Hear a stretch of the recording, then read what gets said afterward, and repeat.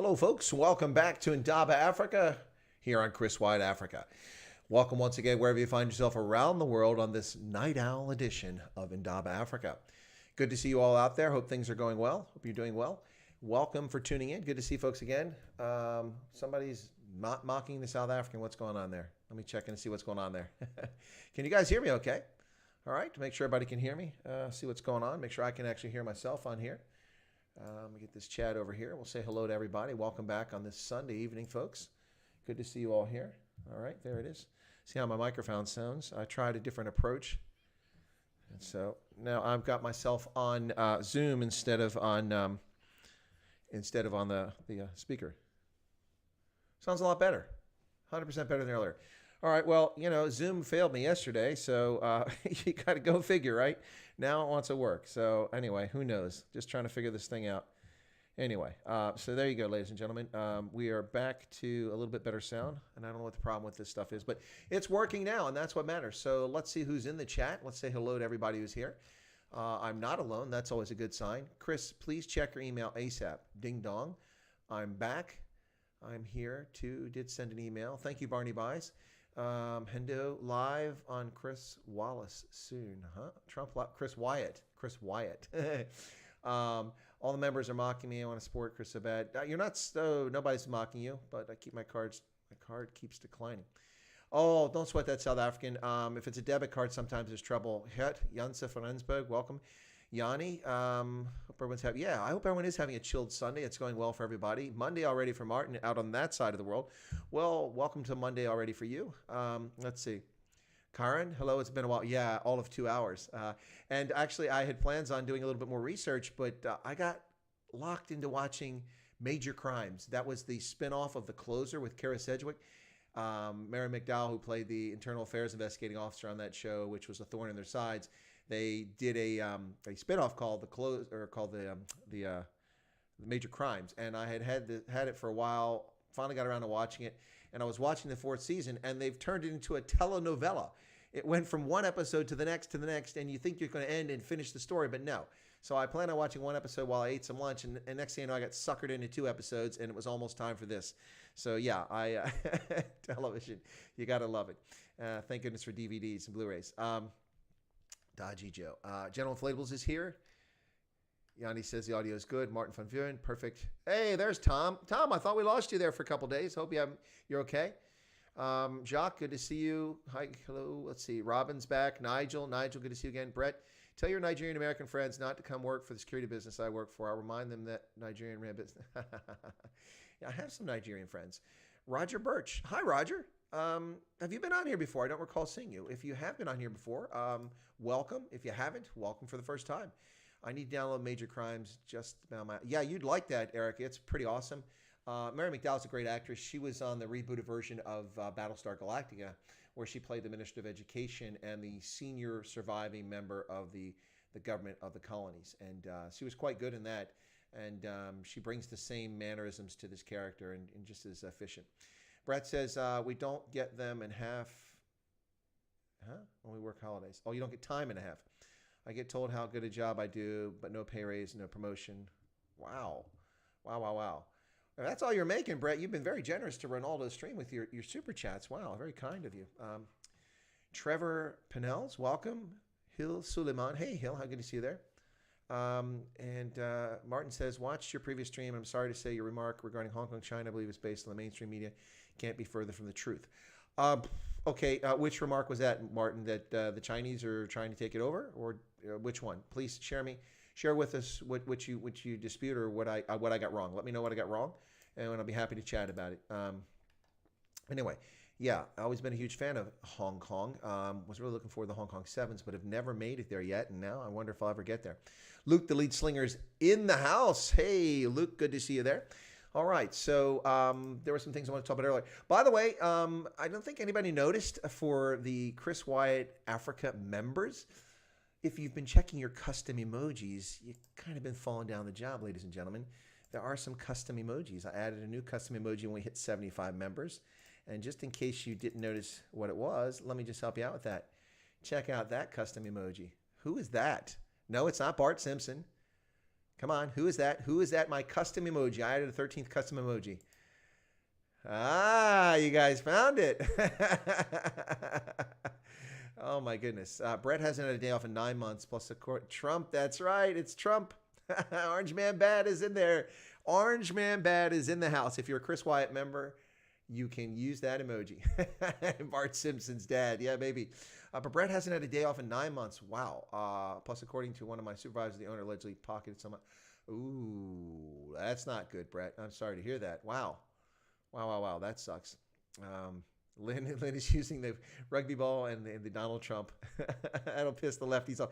It will. So earlier, when I noticed we hit 75 members, because as I mentioned to you, custom emojis, the number you can have is based on the number of members you have. So when I got to 50, I was allowed to have 12. When I got to 75, I didn't know until I got there, it's 13. So I figured, lucky number 13. Who can I pick? What can I pick to be custom emoji for 13? So I did a little searching around for some emojis, and I said, what about Trump? And there you go. There's the Trumpster, ladies and gentlemen. So you can use it. My boss is a lily white Southern man, but his business practice reminds me of India and Nigeria. Ooh, that's kind of bad. Helen Duplessis, welcome. You're awake. Good to see you, Helen. Glad you're here. Robert ZA is back. Okay. Lynn has got I like that, Lynn. That's creative. She's got the U.S. flag and then Trump. Hong Kong's part of China until 2047. Everyone blames China for the security bill. What about the bombings, hospitals, about protesters setting alight innocent people? Good points there, Martin. No one's covering that. No one's talking about that at all. But when they do focus on Hong Kong, the entire focus is on the Chinese Communist Party and its rule.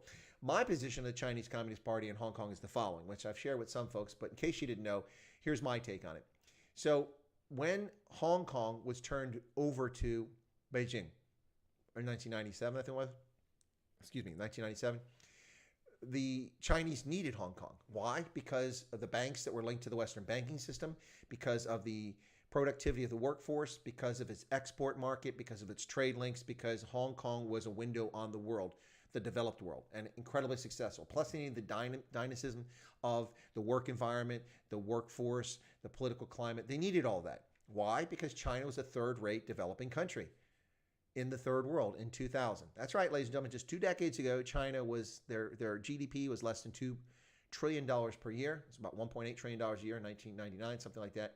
But what happened in 2000? In 2000, the United States foolishly sponsored the entry of China into the World Trade Organization on the fantastical notion that the Chinese communists would adhere to World Trade Organization rules and regulations. That was just a pipe dream.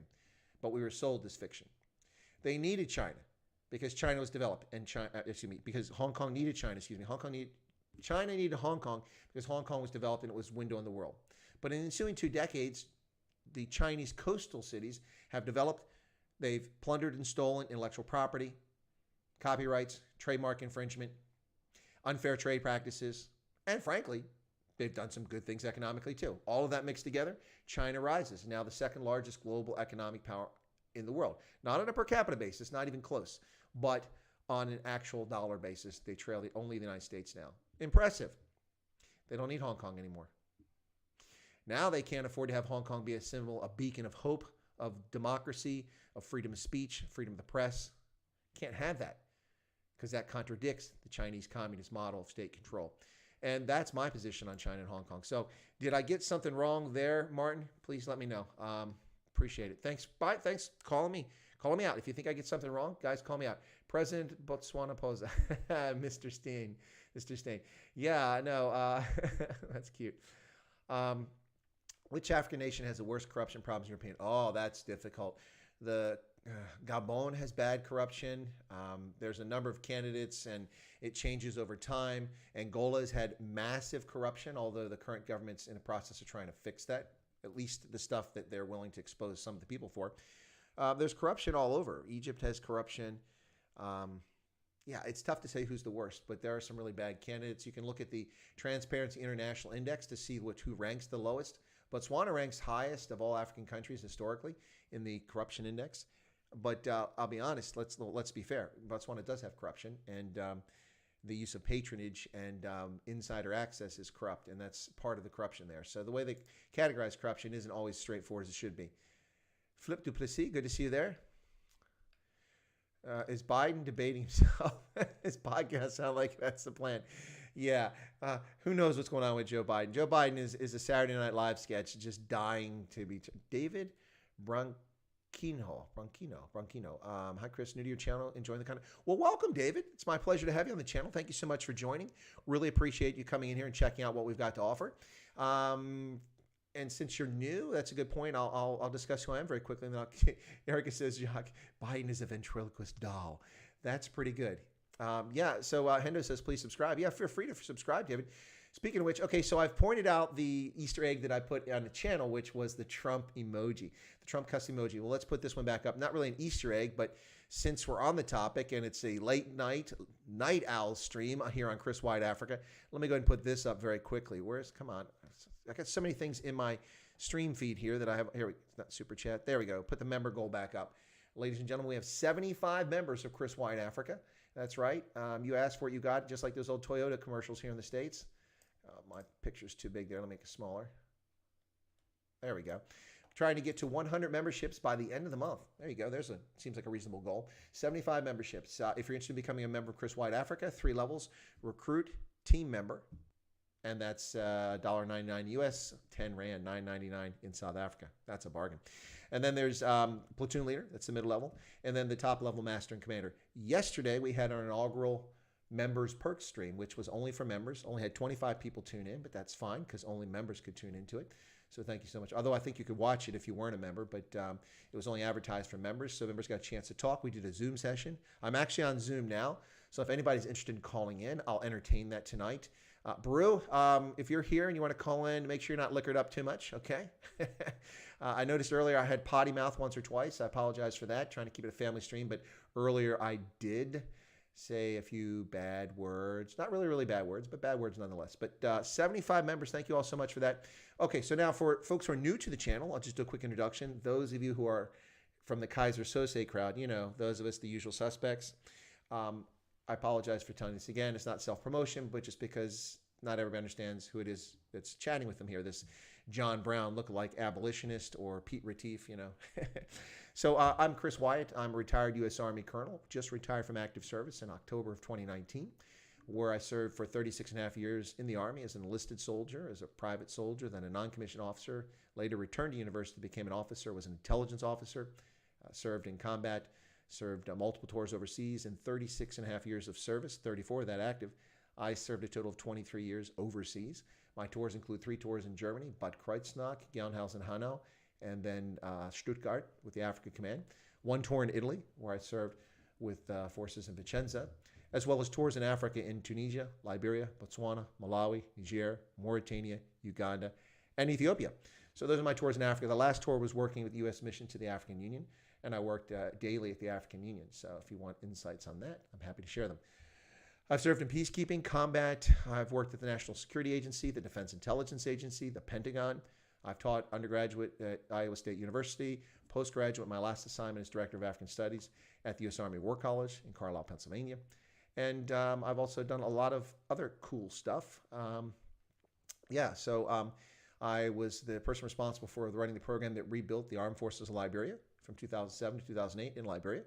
And one of the people here in the chat, Tom, is one of those. Robin Hassan has just become a member. Why is the member thing so low? Let me move that. Oh, that's not the right one. I got to move them. Oh, he's not in the right place. Shoot, I want to catch that. The zombie shrank down. He should have been at the top of the mountain there. I don't know what happened. He just got moved around. So in your stream, you just have an outline for applications when they're closed. And so I couldn't find the grip on that. But anyway, yes, so I've done those things. So Tom was with me in Liberia. We worked rebuilding the Armed Forces of Liberia. I've also helped design the entire military intelligence infrastructure for Botswana. Wrote for the President of the United States as an intelligence analyst. It's pretty cool. Very few people get to do that. And I've traveled all over the world. So there you go. Have a great interest in lots of different fields. I've been a published author, both in academic journals and commercial journals, a journalist for rugby, a huge rugby fan. So there's a little bit about me for those who are new to the channel, just so you know. Philip says, Chris, you walk the walk. Well, or you walk the talk. I certainly try. So let me catch up here. Okay, China cannot fully absorb Hong Kong to 2047. Yeah, it's a violation of basic law, Brett, but who's going to stop them? Who's going to stop them?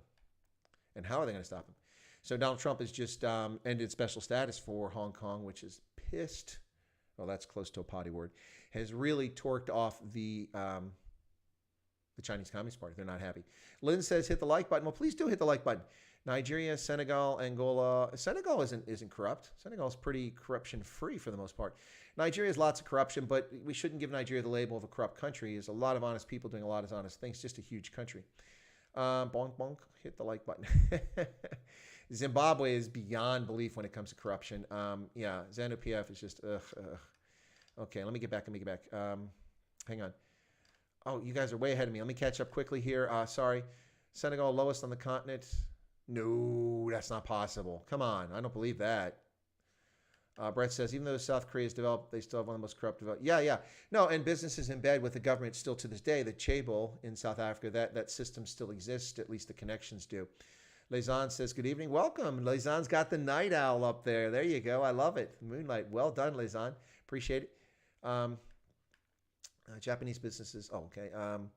Lynn has got the custom emojis. No, not the brew. Martin says, you have it right, but currently military-grade weapons are being discovered on a daily basis. Explosives detonate. Everyone blames China for national security bill to stop. So, yeah, I wonder what's going on there. There's Tom. Montgomery County, Tennessee, where he lives, and Fort Campbell begins mandatory mask rules tomorrow. Ugh. We have them here as well, Tom. It's hysteria. It's unfortunate. Now, earlier on the stream, a few people tuned in and talked about family and relatives who had tested positive. We didn't want to make light of the virus. That's not what we're trying to do. But there is hysteria tied to it. I look like Joppy Adam. Jansa. Okay. Thank you so much for that, Jansa. Deadly Shot just subscribed to the channel. Well, there's an interesting username. Helen Duplessis, how much time did you spend at home? Home where? You mean during those 36 years, Helen, in the Army? Home is wherever I hang my hat and I'm comfortable at. So home has been all over. Owen DeBrun says in Pennsylvania. Yep, I'm in Pennsylvania. What's the cost of living like in Botswana?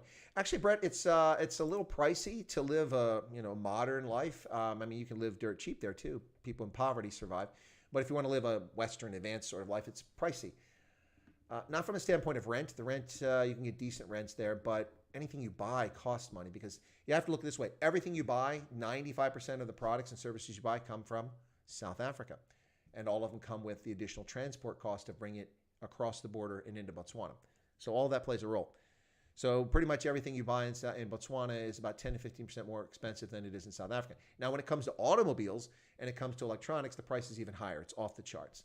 Automobiles have a huge markup when they come into the country because they no longer produce cars in the country. There was briefly a time when the country had a factory that produced about 5,000 cars a year. I want to say it was a Mitsubishi factory. I don't recall off the top of my head. Sorry, I've got a bit of asthma thing going on here today, so my lungs are a little congested. No, it's not COVID. I switched back to the Starbucks because I made quite a mess on my table here with the iced tea earlier with the mug. Anyway, Robin Hassan, I want to say Hassan. It's Hassan.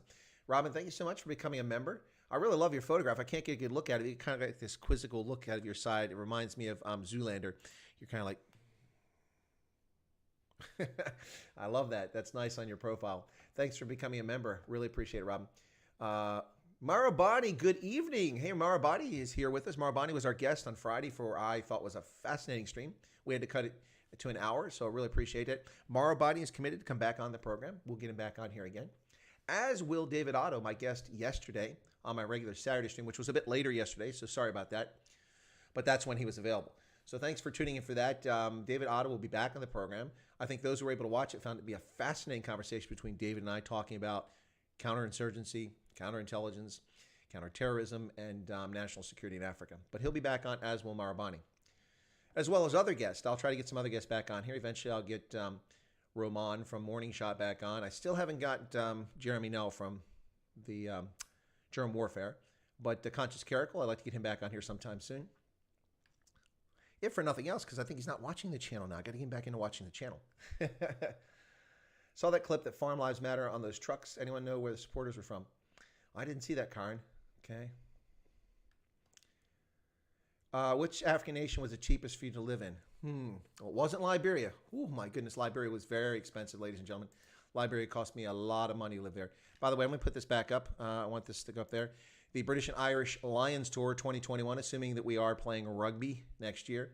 These are the fixtures. You can see Cape Town, Nelson Mandela Bay, Nelspruit, Durban, and Johannesburg and Pretoria. So they've got 8 dates. They'll play the Bulls, the Sharks, the Stormers, an invitational side from South Africa, the South Africa A side, plus 3 games against the Springboks. That's the British and Irish Lions Tour of 2021. So I'm going to leave that up for a little bit. Get back to the chat over here. Which African nation was the cheapest for me to live in? Well, I would have to say the least expensive to live in of the ones that I have lived in would be, I want to start to say Uganda, but is that really accurate? Malawi was inexpensive, but then they fixed the kwacha, and that kind of screwed everything up. Things became overly expensive. It ruined it. Probably Uganda was the least expensive because food was dirt cheap. They produced tons of food. You can get food very inexpensively there. Yeah, that was probably the least expensive.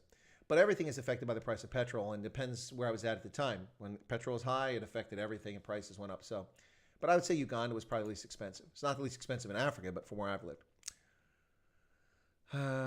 Chobe in Botswana, heaven on earth. I think that's what Martin van Buren was trying to say. Chobe is kind of cool. How many people would take it to Zim? I'm not sure what that's about.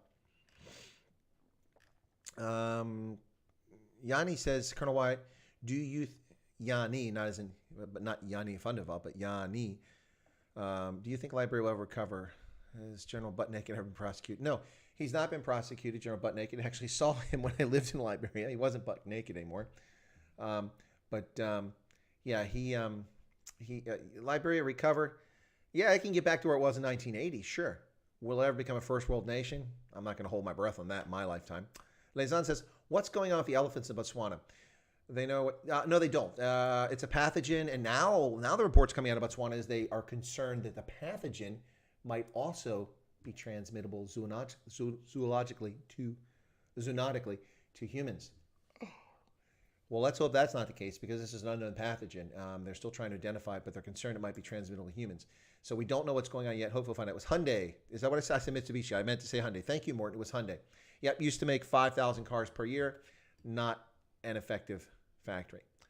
Thank you.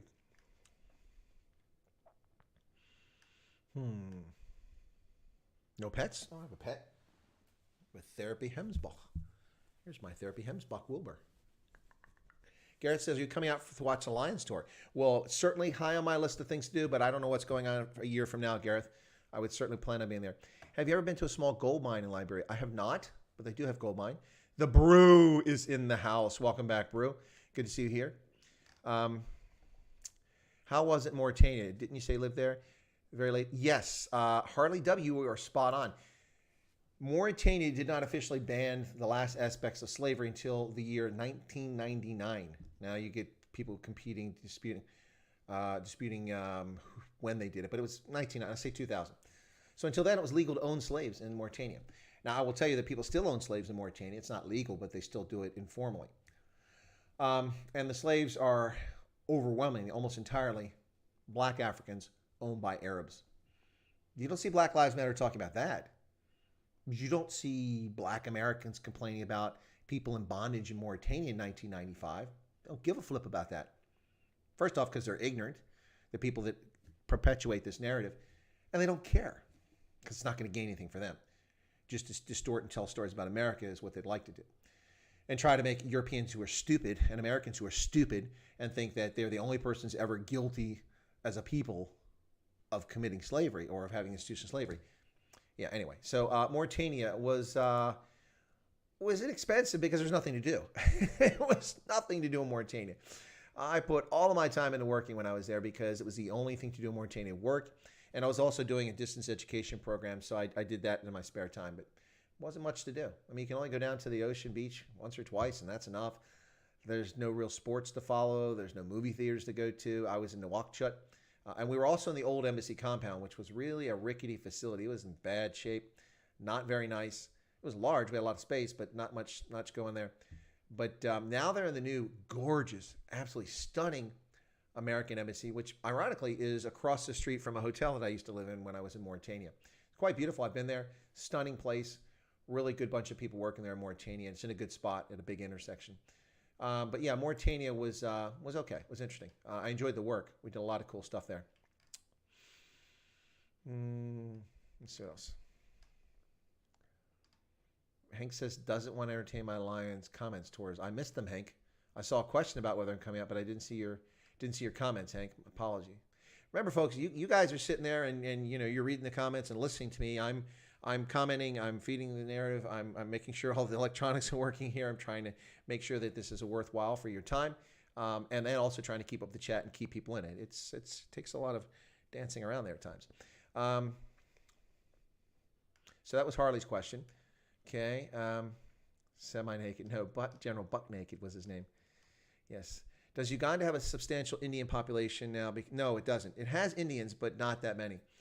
There are some powerful Indians. In fact, one of the most powerful people in the country is a billionaire. He was a near billionaire. Now he's a billionaire hotel chain magnate. He was one of the last Indians to leave the country when they were forced to leave. He hid out with some African friends for a long time. And when he came back, he managed to get back into business and rebuilt, so started from scratch and rebuilt it all and became very successful. Owns huge hotel and resorts there. Can't think of his name off the top of my head, but I've met the guy. I was at a wedding for one of his kids. It was amazing, amazing, amazing, amazing. Anyway, yeah, so that was, I was invited to go to that, so it was pretty cool. It was kind of weird walking around with probably about 1,000, 1,200 people at a ceremony, and I was the guy in my military dress uniform with all my medals on. It was kind of cool. Yeah, huge, huge event. Yeah, so the Brew says, sorry, I'll leave. Why are you going, Brew? Sunny SZA.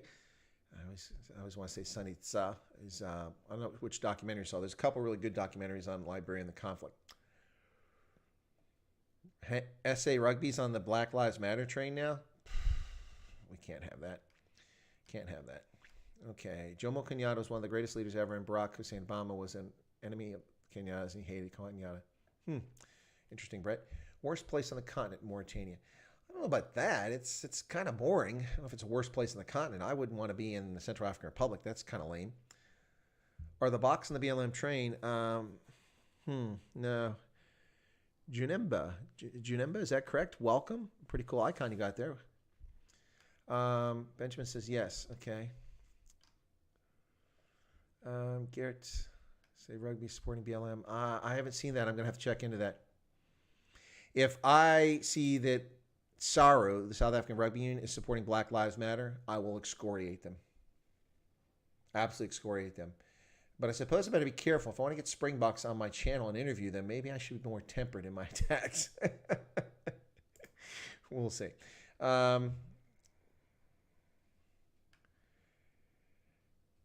Brett says Sudan has a huge relationship with China. China brings their factories in there. Yeah, that's true. Buffering badly. It's not on my end, Erica. It must be on your side.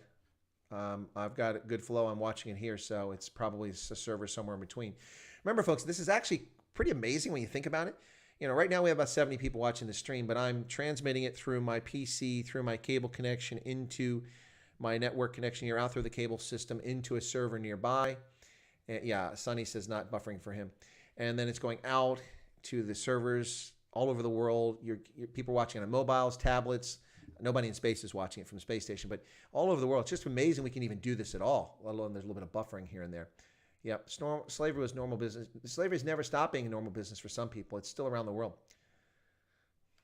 Yeah, Hiat van Rensburg says, it's terrifying that these idiots don't even understand what they're supporting. Yes, that's correct. You are correct. Lions will play the world champs for the third time in South Africa in 2021. Also, the Bulls, the last provincial side to beat them in South Africa. Yep. Yeah, Erica, try that. Log out and log back in. Just try that. Or reboot your device. That might help. Kenya does have some very wealthy Indian businessmen. That's true. A lot of Africa does. S is short for Savannah, which is the Hungarian way of spelling Savannah. Okay, sunny Savannah. I'll just start saying that if I can remember it. Thank you. Speaking of Hungarians, where's Tony Nagy at? I haven't seen him on the channel in like a week. Did I scare him off or say something? Our schools closed in USA. Take 5. I think I answered this question for somebody the other day. It's not, schools aren't in session right now. It's summertime for us here in the Northern Hemisphere.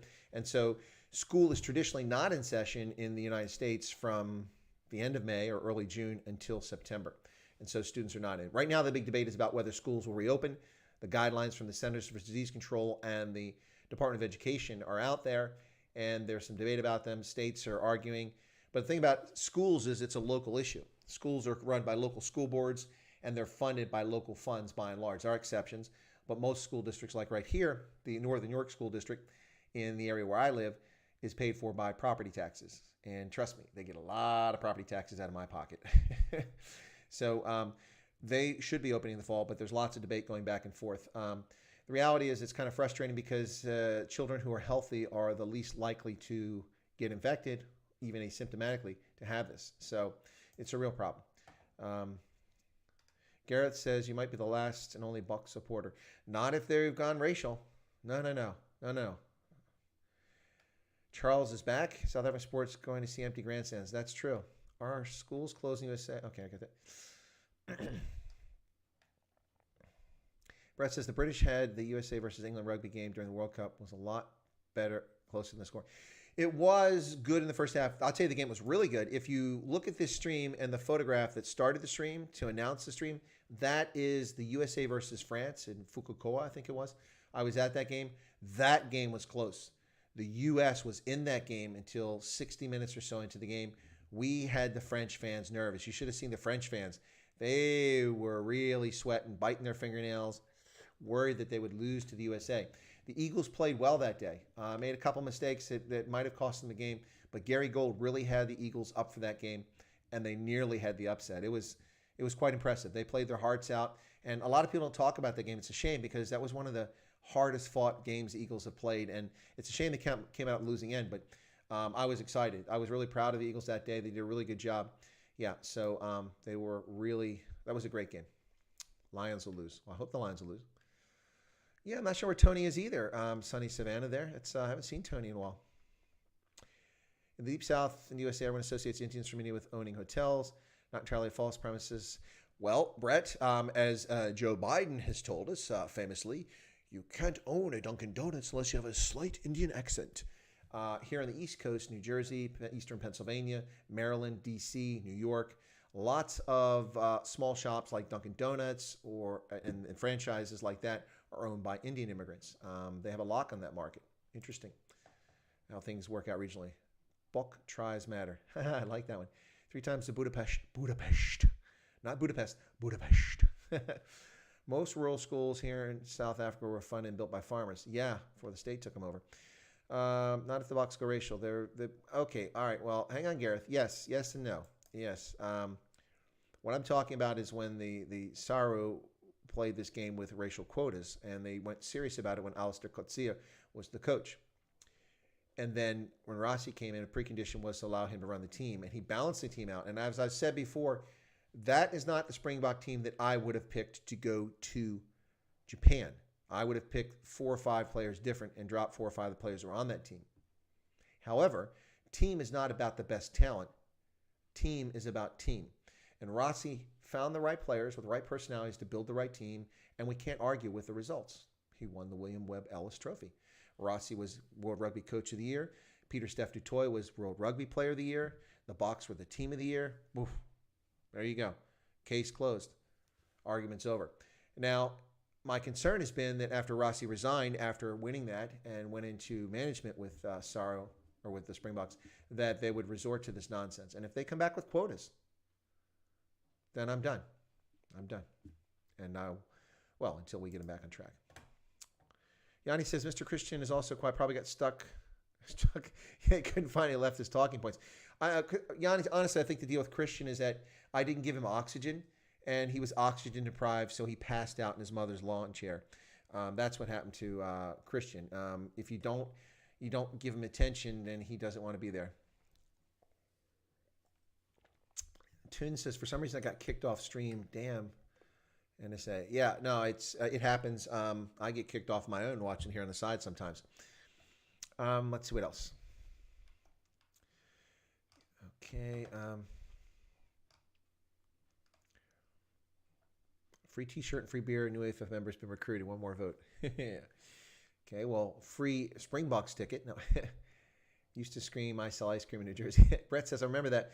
The French fans said the USA Rugby is going the right direction. They will be real good in the future. French coaches and players echoed the same. Yeah, no, I will give the French credit for that. They did speak up and say that the USA played a good game against them. Absolutely. Martin says, if you want an awesome rugby experience, go see International at Millennium Stadium. Martin, I have. I've been to 3 rugby matches at Millennium Stadium in Cardiff. Fantastic. During the Rugby World Cup in 2015, I went to 17 matches around the country, or 17, excuse me, 17 matches around the country, and Cardiff was where 3 of the games were, including the All Blacks. Yeah, Cardiff is a brilliant place. I've also been there during the Olympics, because the Olympics had some of their soccer games played at Millennium, and that was the first time I actually went to the stadium. I remember coming out of the train station, walking about a block and going, where is the stadium at? And somebody's like, sir, turn around. It was 1 block down the other direction. I'm like, oh, okay. Well, you can't see it rise up. It's just right there. Millennium is a beautiful place, wonderful location for rugby especially. But yeah, I have been there. So thank you for that recommendation. But I have been there, Martin. Alwyn says, France is always a coin toss. They can, yeah, France, some days they don't show up, some days they show up. They've been the most disappointing Rugby World Cup finalist team ever. And the worst Rugby World Cup final was the one in New Zealand in 2011. Ugh, between France and New Zealand. That was lame. Let's see. I can guarantee you, if you ask those players to bend knee for farmers, they will not. They should only kneel. Yeah, I agree. You kneel to pray. No one should take a knee and show fealty to anyone except their Savior and God, whomever your God is. Volume up. Well, maybe I'm talking too low because I'm hitting the red needles over here, Renier. And people said my sound was fine. Oh, now Tunes is saying, so maybe something happened to the stream because my sound was fine. That's odd. Well, I'll pump up the mixer levels slightly higher, see if that makes a difference. Not much more I can do beyond that other than unplug and replug. But I'm in Zoom now, so back to the chat. Have you ever read Meditations or Marcus Aurelius? No, I have not. Oh, the Meditations of Marcus Aurelius, I have not. Okay. Been a long day for me, too. Okay, Nigel, sorry to see you go. Have a good one. Tian Preklasa, did you see Big Daddy Liberty's speech? I did. In the earlier stream today, we played that 3-minute speech. It was good, but honestly, Big Daddy was better when he was on my channel. You can watch that previous live stream here in Chris White Africa, Big Daddy Liberty, which was a pretty good stream. Really enjoyed it. The only problem we had is it was late in the day and the sun was going down fast, as it tends to do in Southern Africa. And he was sitting in his bucky there, and next thing you know, he was in the dark. Kind of hard to see him in the dark. So we had messed around with the light, but it was pretty good.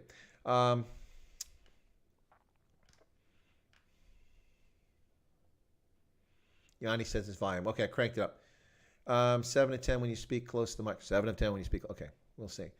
Reserve judgments until you see what's in the field. I agree with you, Alwyn. I'm with you on that one. Marcus Aurelius is great. Stoicism. Yanni's got the link for Big Daddy Liberty on there. Thank you so much for that. Linda, good night. Sorry to see you go. Have a good night. Get some rest. Took a knee today to pick up a tennis ball. That's good. That's good. Brett says, first black American naval aviator named Jesse Leroy Brown is from your hometown. He died in the Korean War. Yeah, if I remember correctly, if he's the one I can think of, he was flying air cap support and with others, and his aircraft was hit and it went down. And they tried to get in to get him, but they couldn't really do it. Yeah, that is the one. Thomas Hudner was his friend. Actually, that's an amazing story. Sad, but amazing. They eventually got back and found his body. Would you ever consider a show debunking all the Mandela myths, hero, terrorist? Yeah, that's an interesting, Martin. Let me make a comment on that one. So, yeah, maybe that's something I would consider doing because I always used to provoke my students in the war college by describing Nelson Mandela as a terrorist. Terrorist? How can you say that? 50-cent coin, Austin. Yeah, you guys are having fun with Drop Your Knees. So, yeah, we have 76 members now, thanks to our latest member who joined a short while ago. Thank you so much for that. Let me go over here and pull up that browser I had earlier. Okay, hang on a second. Just a second here. Where's the browser? Come on, come back. There we go. I wanted to share these things really quick. Now, see, this is what happens when you play games with things. There you go. So in Malawi, the Nyasa Times has reported that that a member of parliament has passed away, unfortunately. Really sad story. Cornelius Mwalwanda was a member of the Malawi Congress Party, the ruling party, and he was positive for COVID and has passed away. And they've now had 3 lawmakers from the parliament turn up positive. Malawi tried to have a lockdown, but the lockdown was declared unconstitutional by the government or by the courts. The courts said the government can't do it, exceeds their authorization. So they stopped the lockdown. It had a slow case development, but now it's picked up a little bit, but still less than 2,000 cases after 8 months of this. So not horribly bad there. But 3 lawmakers in the parliament have turned up positive. So now they recommended that the parliamentary members all go for testing. I'd recommend they'd also stay away from each other, but that should be my advice. So yeah, that's what's happening in Malawi. It's unfortunate. Yanni says the problem with this to or not to take a knee thing, it's taking away from the symbolism what anti-racism means. By having to take a knee for BLM is moving backwards. Well, I agree. Also, it's disingenuous and dishonest. If people want to talk about racism, they need to talk about racism. But when people talk about racism and they attribute it to one group of people and ignore it when others commit it, then they're not honest about it. They don't really care about it. What they want is something. So what you have here in the States is you saw that video that I played from Twitter of those 3 young black ladies at the airport in Fort Lauderdale who attacked the Spirit Airlines attendants, the workers there at the gate because the flight was delayed, threw stuff at them and went over and beat them. Now, they didn't do that because Black Lives Matter. They did that because they think they're better than anyone else. They're entitled to act like fools and act the fool and get away with it. And of course, the moment that they're arrested, which I don't know if they were or not, but the moment they're arrested, they'll scream police brutality and racism and all this other stuff. And the irony is that they're the ignorant turds who think they're better than anyone else and deserve to behave any way they want. And that's a real problem in society, and people need to knock it off. They honor Jesse Brown at the Black American Military Museum in Hattiesburg. You would enjoy that museum. I probably would. That would be kind of cool. I think I would enjoy that. Dan Werkman, good to see you again. It'd be great to have a show discussing Mandela. That would be good, I think. Sound is no good. Well, everyone else is saying the sound is good. Guys, I can't control all the streams. I'm sorry about that. I know the sound was bad earlier. That's why I closed the app and opened it back up, and it wasn't great for the stream earlier. But this one's through Zoom, and the sound is. Yanni said the sound's perfect. See, yeah, guys. It's Rainier. You're asking a question, Rainier the Brew. Yeah, so that MP has died. It's kind of sad. Now, this is interesting. So I've been saying a lot about Malawi. You guys know that. I talk a lot about Malawi on here, among other things, including Botswana. But check this out. Here you go. This is Nyasa Times, which isn't always a friend of the government. But the Nyasa Times is going after former President Peter Mutharika, whom I'm not a fan of. He's not a Democrat and has done a lot to undermine democracy in Malawi. But here they're really going after him.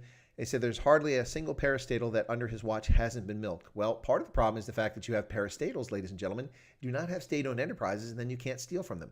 We have evidently read of billions, not millions, that have been successfully milked from the Mura, the Macra, Escom, different Escom, not your Escom, South Africa, water boards, MRA, MBC, district councils, COVID-19, immigration department, police, central hospitals, just everywhere. And it's, let's face it, it's shocking and sad.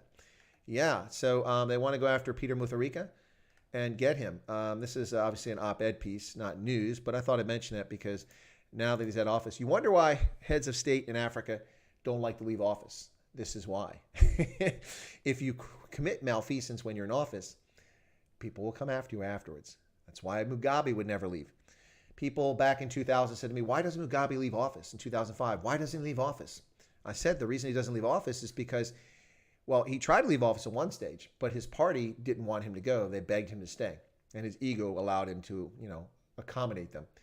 The reason he didn't want to leave office is because of the Matabeleland massacres.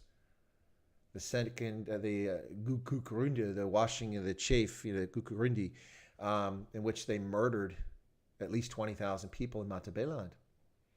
When they destroyed ZAPU, Joshua Nkoma's ZANU African People's Union, and then merged the remnants of it into ZANU to make ZANU PF. That's why Mugabe wouldn't leave office, because he was worried that there was a date in the future with a court docket with his name for war crimes and crimes against humanity. Yeah, so Peter Mutharika is fallen by the wayside. He lost the rerun of the election, first time it's ever happened in Africa, and he's out of office now, so people are coming after him. We will see if it's real or not. Click on the little gear icon, select the lower quality like 420p. What's that? Bandwidth, you're right, Lynn. Yeah, so you guys can get lower. You can watch, instead of watching 720, you can lower the the quality of it, and then you won't need as much bandwidth to see the image. That's especially important if like you're on a mobile. It'll really make a difference. Do you think the ANC would give up power if they lost an election to a coalition? Honestly, Harley, up until COVID and the National Coronavirus Command Council, I was willing to believe the African National Congress would surrender power to whomever won power over them. I'm not claiming they won't now, but I'm becoming increasingly concerned about the state of governance in South Africa. The ANC is perfectly content and comfortable ruling autocratically. The National Coronavirus Command Council is an undemocratic, unelected, unaccountable, fascist, totalitarian organization. Now, speaking of which, not fascist, but fantastic article in The Conversation written by a professor in South Africa.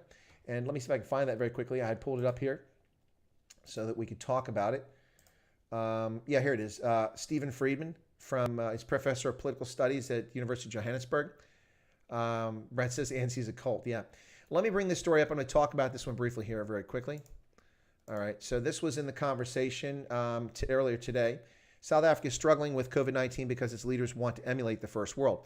While there are some things in this I do not agree with, I'm now linked to Professor Friedman on LinkedIn. I do agree with some of the points here. Let me talk about this. I'll read a couple paragraphs from this just to give you an idea here. Elitist approach. So South Africa believed it had capacity which it lacked. It also assumed that a laboratory which operated like those in rich countries was the most effective way to test for COVID-19. And so, unlike Senegal, it failed to come up with a solution fitted to its needs. Again, the desire to be like the North made it impossible to contain the virus. The second problem, and this is a great paragraph here. I'd like to get him on as a guest. I sent him a note asking him if I could interview him. The second problem is that the behaviors which are needed to stem COVID-19 are very difficult for most South Africans, those who live in the formerly blacks-only urban townships and in shack settlements. Overcrowding makes physical distancing very hard. Clean water may not be available for hand washing, and people are forced to travel in full combis. The government would have overcome these problems if it had chosen to work with the people in these areas to find ways to protect themselves, but it did not try. It relied on instructing people to do things they clearly could not do from a paternalistic, arrogant, elitist approach. Now, those are my words. That's not in the article. To South Africa's elite, of which the government is now part, people in low-income townships lack sophistication and maturity. Poverty is confused with inability, and so there is no point in working with them. The problem here is the government's lack of political capacity, its inability to form a relationship with voters, which would enable them to work together against a common threat. So there you go, ladies and gentlemen. Fantastic comments in a very interesting op-ed. I hope you find that interesting. So that's I'll put the link to that if you want to read it. Check it out. I made comments about that on LinkedIn, and I'll consider doing a video on it. I'm not sure, but I think I'll do one because I think it's really well done. Yeah, Variable Vision says Professor Friedman has written a couple good opinion pieces of late, but he is a wild card. Yes, he does spew some other strange things, but this was a really good article, and I don't agree with everything on it there, as I said, but most of it's pretty good. You're worried. Imagine how we feel. Yeah, no, I don't have to imagine, Gareth. I do understand. So why can't a sitting president be indicted for crimes against humanity, and why can't a lying president be? Well, it depends on the country. Elected officials have conditional immunity in some places, so it just depends on what's going on. You have to give them the context, which country you're talking about. In the United States, any president can be essentially indicted with an impeachment charge, and that can be referred to the Senate for a trial, and that can be for anything. But unfortunately, all the impeachments we've had in our history have been for political reasons, not for actual crimes, including the most recent fake impeachment against Donald Trump. It was political, it was not a crime. Truth be told, Colonel Wyatt Bob's Mugabe's, yeah, I pretty much said that, Yanni. That's what I said. His party wouldn't let him go. Afro host routing Cape Town traffic via Joburg might be the cause for slower speeds in Gauteng. Good point, Variable Vision. Could be the case. ANC will never hand over power. They're all criminals. Well, I hope that's not the case because they're going to lose. Do you think the EFF is a cult? Yes, it is a cult. They're a hate group, but I don't see them killing members that leave their party. Robin says it's a brilliant article. Yeah, I think it was really good, Robin. This particular one, there's a couple things I disagree with it, but it was pretty good. Why did BLF get so much black land first? Less than 1/10 of 1%. They got attention because it was the sexy toy, and that's what the media does. They play with the sexy toy. There's no impediment to charging a sitting president here. Okay, then charge him. You talk here being South Africa, Chris Bennett. Welcome, Chris Bennett. Didn't recognize you. You don't have an avatar, Chris. Go get some cool little icon or something. You just got kind of like a generic little, round head there, man. Pick yourself an avatar. It'd be cool. Something cool. Some people have some really neat ones. Hendo has a nice one. He keeps changing his. Let's see. No impediment charging sitting president. Elections will be postponed to 2024 by the time the centralization, guys. If the 2021 elections are postponed until 2023 or 2024, it's a disaster for South Africa. I don't think our parliament should allow a ruling party more than 200 seats. Yeah, but that's problematic, Gareth. Your parliament doesn't have a say. It's your constitution. It's your system. You really need to change the way that your party list system works and have direct voting for your president instead of this parliamentary system. That's what needs to be done. Malema's lost a lot of weight. Yeah, HIV will do that too. No, I'm just kidding. He's probably been working out. He's fit. He's been working out. Too much of a techno peasant to work that out. Andy Endel from BLF needs a lead pill. Yeah. Gareth says, my avatar is awesome. It's the same one, Gareth. Alan says, do you think the EFF was formed by an ANC faction as a catch net for extremists? No. I think, honestly, legitimately, the EFF is a direct result of the fact that Julius Malema was booted from the party, and there were a number of people who supported him fanatically for whatever reason. Some because they got the crumbs of his corruption and graft from the Youth League.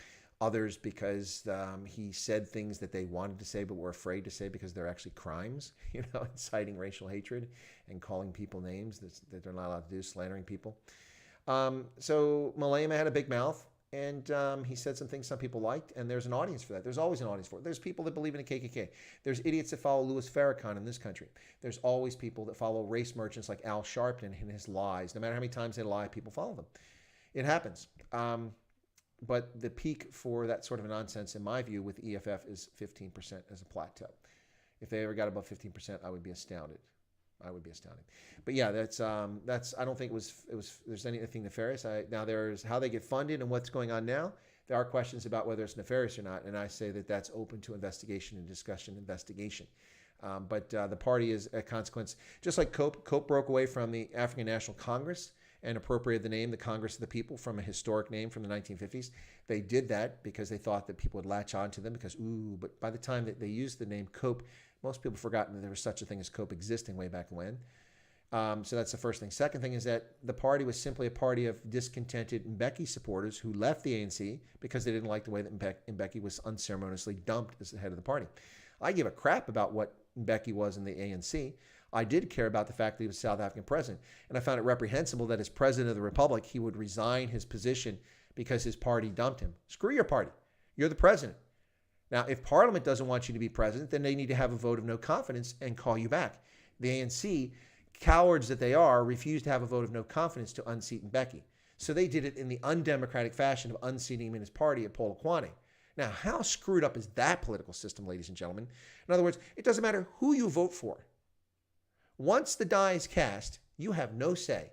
The ANC will deploy its cadres. The DA will deploy its cadres. Their manifesto, their lovely list, that. They will decide what you get and what you don't get until the next vote. And now they threaten to take the vote away. That's not democracy. It's just a thin veneer of democratic governance. That's the problem. Malema needs a new fit for his Gucci overalls. Yep. Try and get Herman Mashaba and Vusi Tembekeo on the show. Well, 3 feet. I like your avatar. It looks like the Earth and moonrise there is what it looks like. I don't know that Herman Mashaba will come on my channel if he actually watched some of the things I've said about him. I've not been very complimentary about Herman Mashaba. I think he's a political opportunist.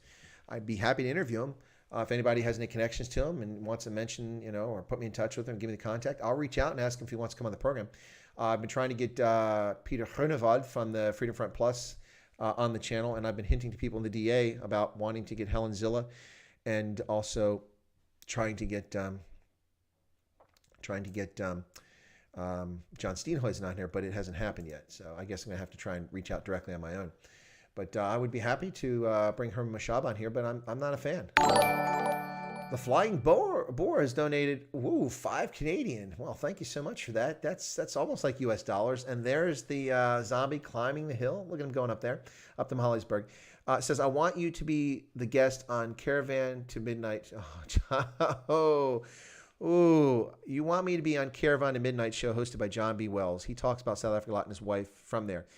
Well, let's talk about that, okay? I know who John B. Wells is. And by the way, don't call him John Wells because he'll lose his crap and go ballistic.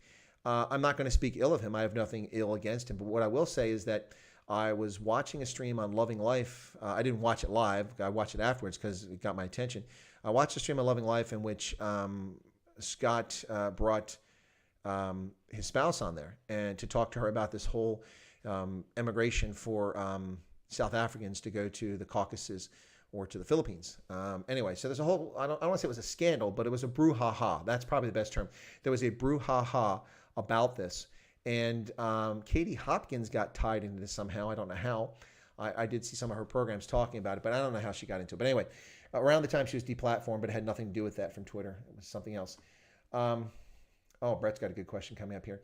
So John B. Wells went on the program, and his wife was on the program. This was to interview the wife. The wife wasn't on screen, so it was just audio. That's fine. That happens. I've had just audio guests on my program. This was intentional. Brett has just donated $1.99 through Super Chat. Thank you so much for that, Brett. I'll get to your question in just a moment. Let me finish this story for the Flying Boar, who gave 5 Canadian. Okay. So, so John B. Wells came on there with his studio in the background. Now, Caravan to Midnight, he is also on the Coast to Coast AM program, which is famous with George Norrie as its narrator. I've listened to it for years, not recently, it's been a long time, but I used to listen to it years ago when the original host was on there, and then when George Norrie came on, I listened to it as well. It's entertaining, it's this conspiracy stuff. I don't really take any of it seriously, but it's really well done. All the people host on the show always have great voices for radio. Anyway, so John B. Wells was on that program. I heard him a few times. It was interesting. But what happened is he went on Loving Life, and they talked for about 20 minutes, and it was amicable. Things were going well. They're raising questions. And then he sandbagged Scott. And he pulled out some paper and said, with the things I have on you, I'm not going to share this on here. I'm not going to do that. But then he's like, and I'm praying for your soul and all that. I didn't really appreciate that. If there's an issue, they had an issue, they should have discussed it beforehand and then agreed to talk about it on air or not to talk about it. It was a very unprofessional thing to do, and it was intentional. I'm not speaking in defense of Scott or for or against him. What I'm saying is that I thought that was very uncool sort of thing to do.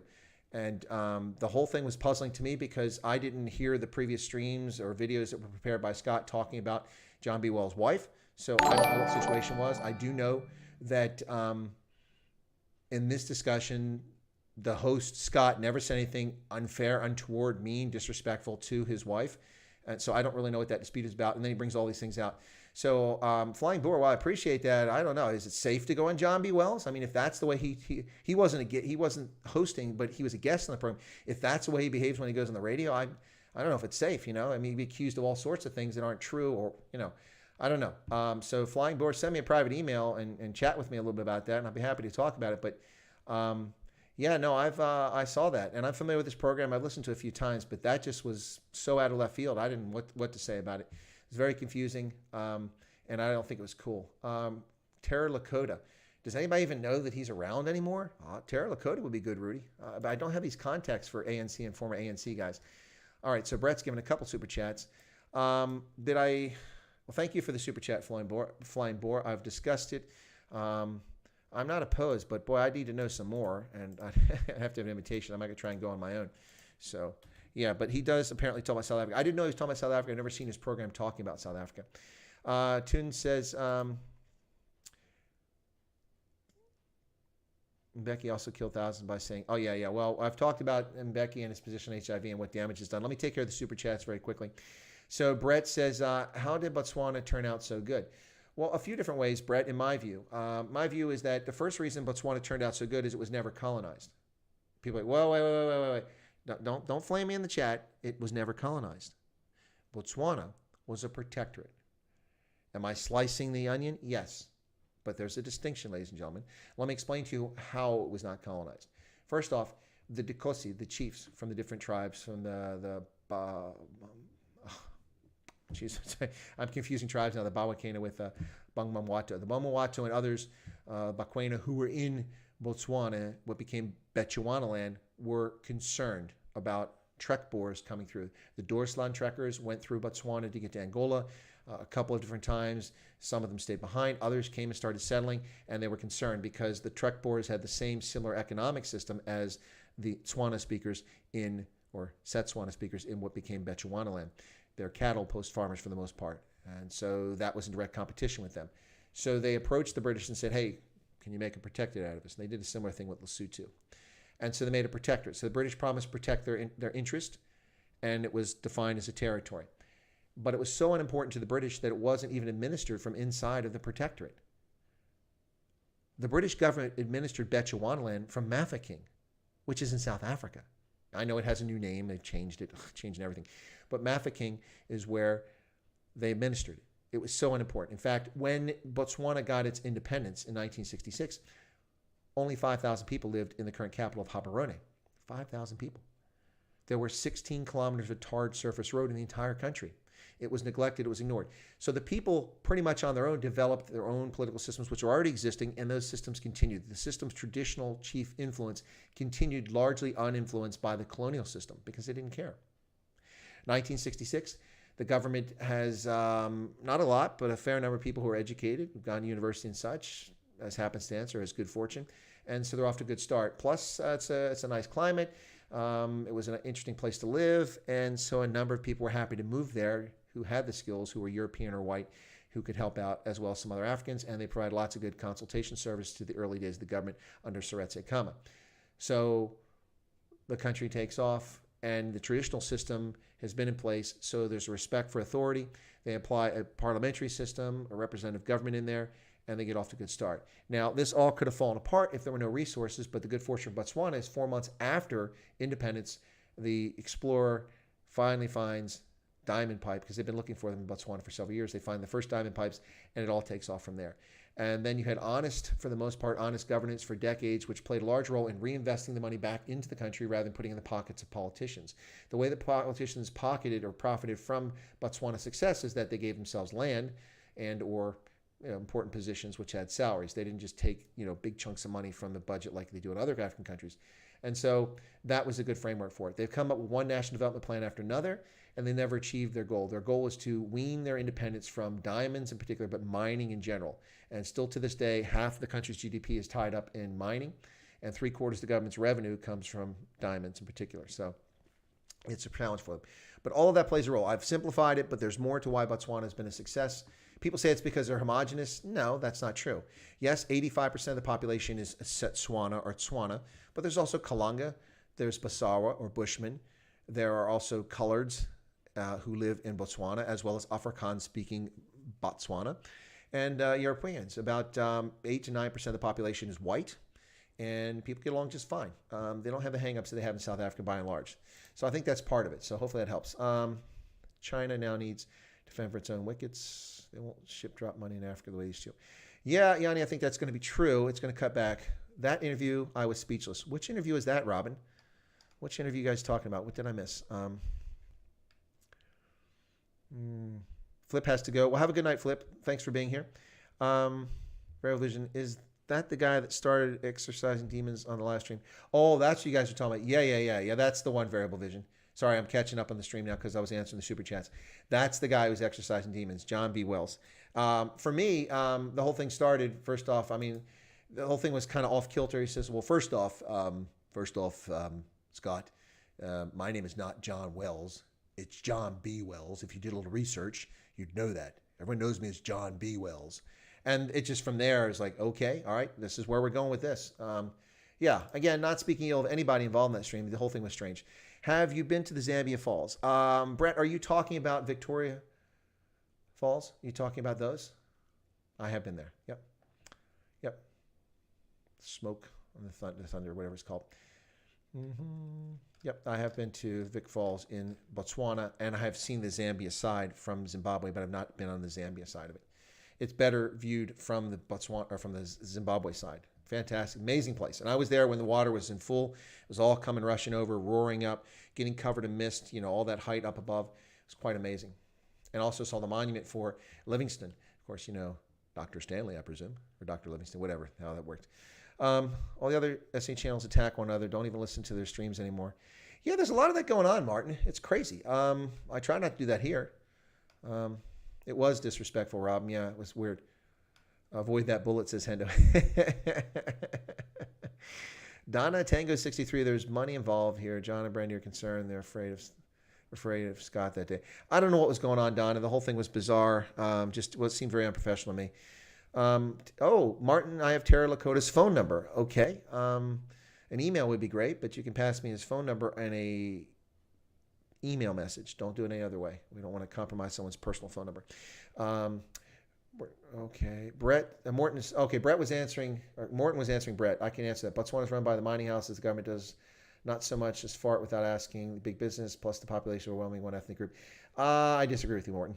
I've lived there. I know the players. I've been involved with the politicians, with the government for a better part of several decades. And what you say is the mining houses do have a role, but no. I disagree with that. I don't know what Lakota's done. I haven't heard anything about him in ages. After the John B. Wells thing, I saw some of his streams. It didn't seem too bad. However, he's a little over-religious for me. Yeah, no, he was a good host on Coast to Coast AM, which is a bit of a nutter channel. I will say that. But I enjoy it. It's good entertainment. Yep. Botswana was protectorate, as was Lesotho and Swaziland. Yep. Is the fishing on the Delta better yet? It was epic a few years back. You're talking about the Okavango Delta? It depends on the water flow because the fish come back in from Angola with the Kavango River coming down. So when the water flow is high, you get some really good fishing in the Okavango Delta. It's amazing how much water comes in. The Okavango Delta is a bucket list thing. You've got to go there. You absolutely must see the Okavango Delta with the the dugout canoes. It's just amazing. I've flown over it in a helicopter for 3 hours. Amazing. Flown out and been at one of the lodges in the Delta itself, and also driven 4x4 through it, going up the east side, going to Moremi. Really cool stuff. The British also couldn't defeat the Basotho. Well, the Basotho were smart. They moved up into the mountains and took advantage of it. Absolutely. Why nations fail makes some good explanation of the long-term political damage of colonialism. Are you talking about the book Why Nations Fail? That's by the anthropologist from Los Angeles. So they managed to get the better end of the deal. Yeah, by and large, they did. And they had good governance. They put their money to good use. But they have made mistakes along the way. For instance, in Botswana, what they've done for a long time, for years now, after 2008, this changed dramatically because the government realized they didn't have unlimited resources. The Flying Boar has donated $5. Is that another $5? Or is that the one from earlier? I have to look and see in the stream.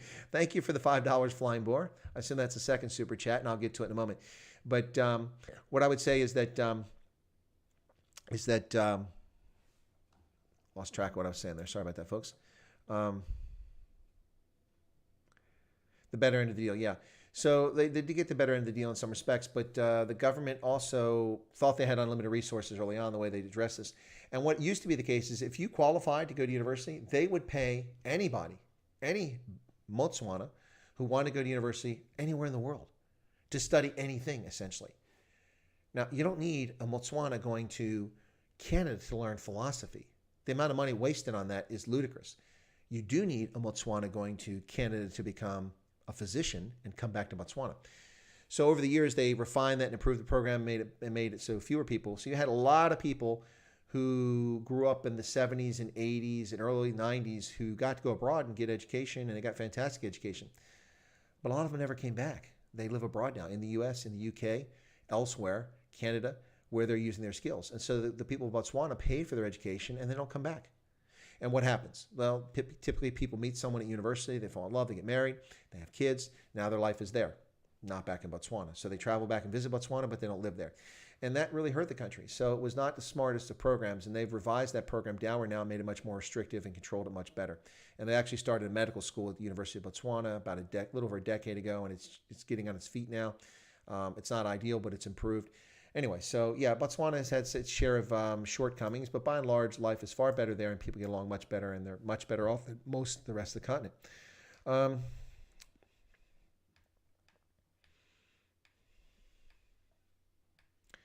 Talk about Mafeking. What about Mafeking?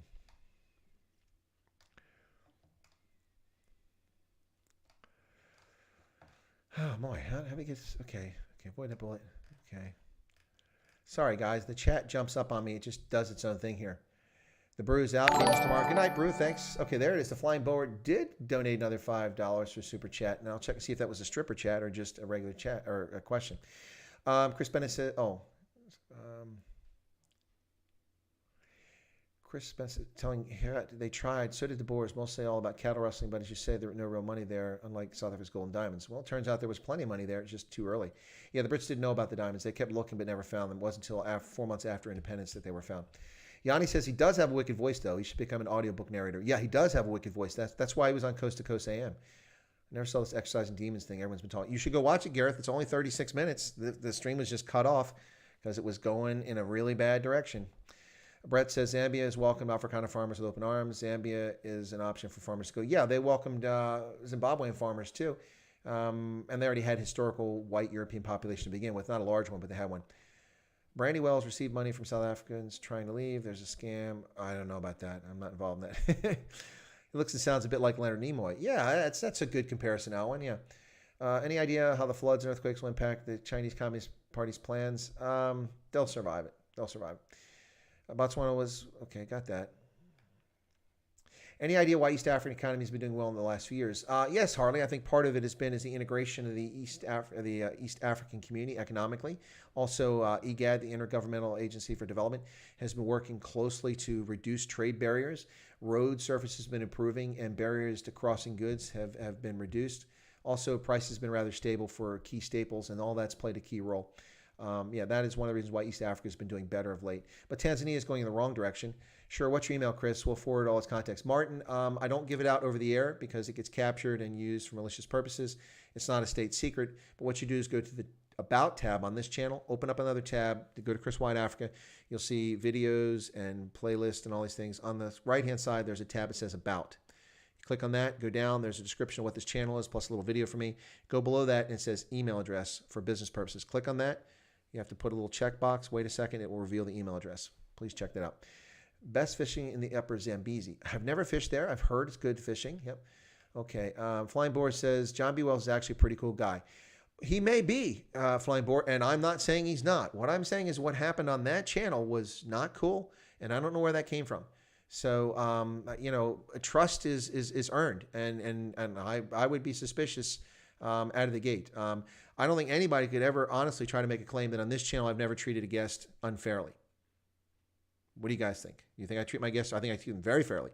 In fact, I talk to my guests ahead of time about what we're going to discuss. I never ask anyone about their immediate family because the way people abuse people online, I don't want people's immediate family to be in any jeopardy or danger, so that's out of bounds. If I'm going to ask about people's grandparents or their origin story, I ask them, can we talk about where you come from and that. And I don't try to do any gotcha stuff with any of my guests. But that was all about that. So John B. Wells may be very cool, but that was not cool. So, and I don't know what that was about. I don't know what's going on with these people. I don't want to get involved in their mess. I'm just saying that was some dark stuff. Erica says she'd love to go to the Okavango. It would be awesome. Yeah, you should check it out. It's really cool. Oh, the Luke the Lead Slinger has a couple boats on the Delta. It is pretty cool. And there's some really nice lodges up there too. Okay, and then the Flying Boar. Oh, got another Flying Boar, another super chat. Thank you so much. Very kind of you. Janse van Rensburg, during the SADF border camp, had a Makoro chomped in half by a hippo. Yeah. Ooh, that would have been scary. Hippos are dangerous, folks. Hippos in Cape Buffalo, that's what kills everybody. You got to watch them. Martin van Vuren says, did you know the ferry crossing that Chobe once capsized? Apparently it was a feed-in frenzy. No, I'm not aware of the ferry crossing from Chobe, but that's another argument for finishing the damn bridge. The bridge has been promised for 30 years. It still hasn't been built. It would be cool. That would really, if they would finish the bridge across the Zambezi from Zambia to Botswana to Chobe, then, well, not Chobe, but just north of Chobe or northeast of Chobe, then the backlog of trucks sitting, trying to get on ferries and cross and go through customs will be reduced. The transmission of HIV would be reduced. Everybody would be better off. The cost of goods would drop. Yeah, it would be so much better. Flying Boris says, whites were driven out of Zimbabwe, and now look at what happened in the country. Same thing happening in South Africa now. Yeah, fair statement. At the end of Rhodesia, there were about 260,000 whites left in Zimbabwe, and about half of them left, maybe a little more than half, but some came back later on. So you had a population of 125,000 whites for a long time. Because of the hideous nonsense going on for the last 20 years, that number is down to about 30,000 whites in Zimbabwe Really sad. They were part of the country, and they were driven out for the most part. The Flying Boars in Toronto. Cool. Toronto's a nice town. I enjoy Toronto. Been up there. I don't really like the fort there that celebrates defeating the Americans, but that's another story. Yeah, I would love to go up there for some hockey sometime. Lezan says, I applied for a post at their teaching hospital. They advertised 70 positions. It's Canadian dollars. That means you have to put on a coat. Well, what we used to say for years, and we have to be careful about this, for years what we'd say is that it's Canadian. So let's see, it's not $500. If it's Canadian, that's about $6.50. But we couldn't say that because there was a time during the dark years of the Obama administration that the Canadian dollar reached parity and actually got stronger than the U.S. dollar, courtesy of the Obama administration and the Central Reserve Bank printing fictitious money. Weakened our currency. But things are back in order now. We're back to the normal swing of things. So a dollar Canadian is about 75 cents U.S. That's the more normal thing. There are diamonds in Lesotho. Are there really, Erica? I was unaware of that. That's news to me. Okay. Lynn is going to bed. Take care, Lynn. Have a good sleep. Feel better. African pike in Lower Delta was a hot. Yeah, good pike there. It was very much from left field. I think we're still talking about that other stream. Martin is off. AB, hopefully in August. Okay. Alberta? Is that Alberta? Flying Burst says, my friend is from South Africa and he's an Afrikaner living in Canada. Yeah, there's a lot of them. He's not alone. Good night, Lynn. Benjamin Cleric, you treat absolutely fairly, Chris. Thank you, Benjamin. I certainly try. Tian Prekalasa says, do you think the Chinese Communist Party are on its final legs just like the National Party back in the 70s?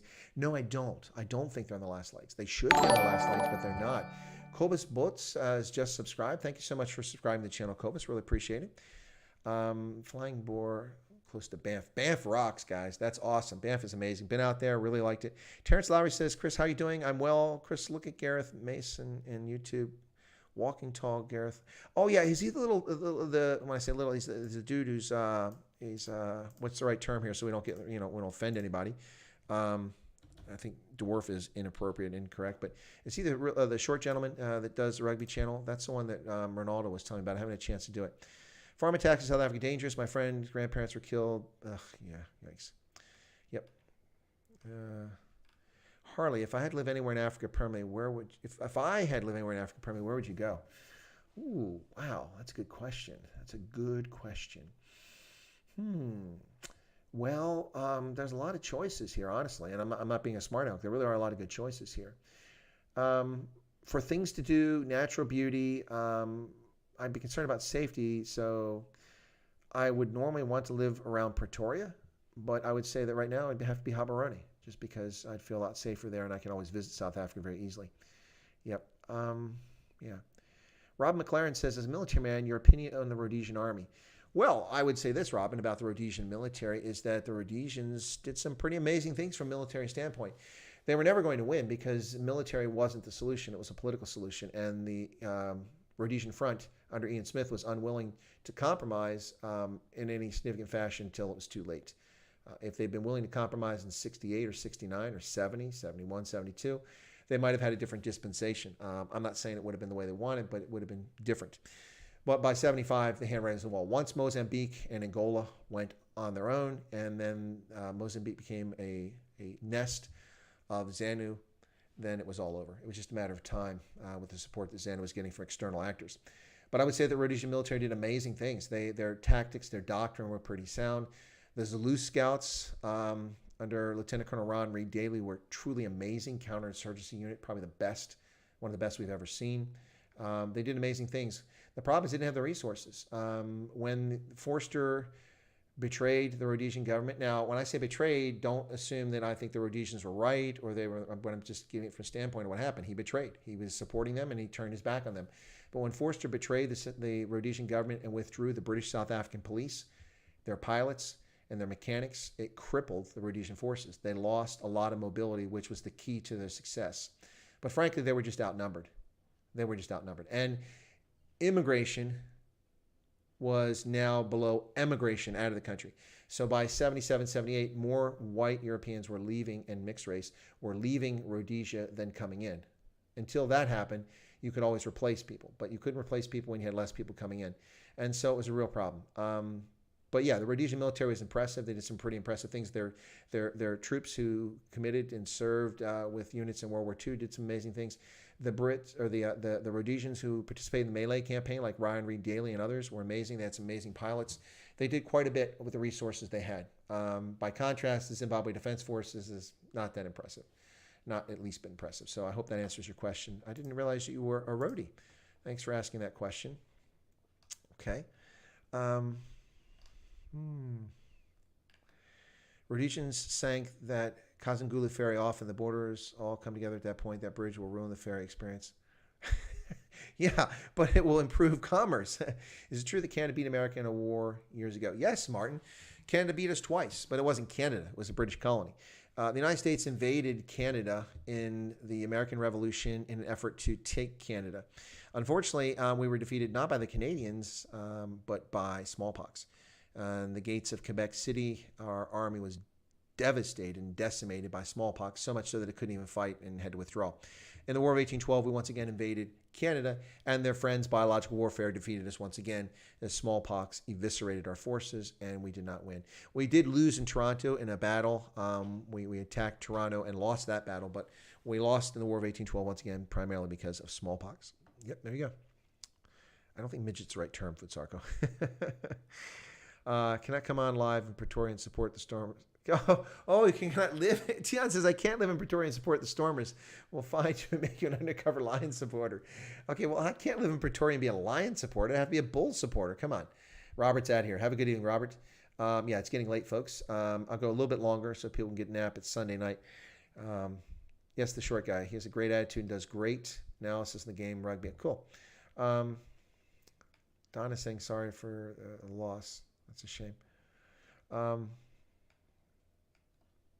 Still a proud Rhodesian, McLaren. Nothing wrong with being a roadie. Nothing wrong with that at all. Old roadies never die. They just fade away.